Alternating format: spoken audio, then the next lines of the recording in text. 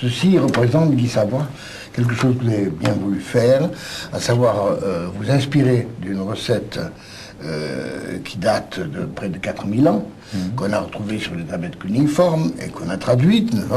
Et il s'agit avant tout de cuisine à l'eau. Ce qui est une... Enfin, vous le savez mieux que moi, ce qui est, j'imagine, une façon nouvelle par rapport à la manière antique connue dans le pays de griller la viande directement au feu ou par grill, et en même temps une manière qui donne lieu à un raffinement plus grand, étant donné que dans le bouillon, l'eau de cuisson, on peut introduire un tas d'ingrédients. Plusieurs de ces recettes comportent au moins entre 6 et 10 condiments différents. C'est déjà pas mal, il y a une recherche du goût, une subtilité. Autre subtilité, ces condiments sont souvent appariés, comme s'ils étaient complémentaires, un peu comme chez nous, le persil et l'ail, etc., ils étaient ensemble. Alors ça, donc, ça fait quand même une difficulté.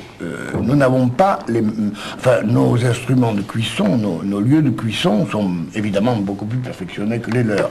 Eux, ils en avaient deux principaux. Ils avaient ce que j'appelle le fourneau, qui est toujours utilisé dans le Proche-Orient, d'ailleurs presque avec le même nom.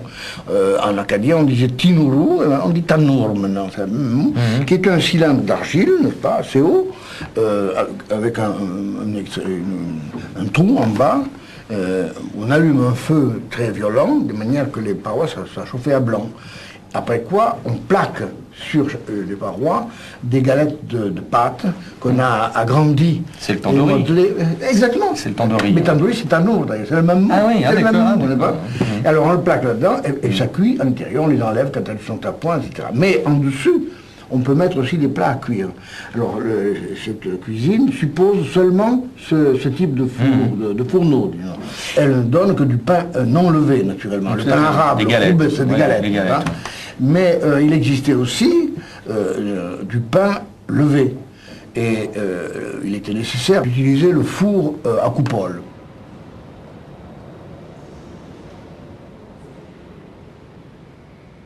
Je dirais que les recettes étaient, grâce à vous, très claires, et enfin très claires dans la description. Et après, bon, j'ai été un peu inquiet quand j'ai vu la liste des ingrédients.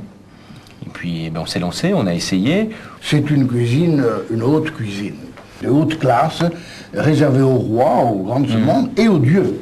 Parce que dans ce pays, la religion voulait que les hommes étaient faits pour servir les dieux comme les sujets pour servir le roi. On l'ouvre? À volontiers, oui, on va faire la dedans. dissection. Voilà. Donc, on se risque? À volontiers, oui. Ouais, je sais pas ce que ça va donner. Ça va donner... On a fait une pâte à pain très rustique. Hein. Oui. Non levée. Non levé. Simplement, c'est ça, c'était ça. Oh, c'est joli ça.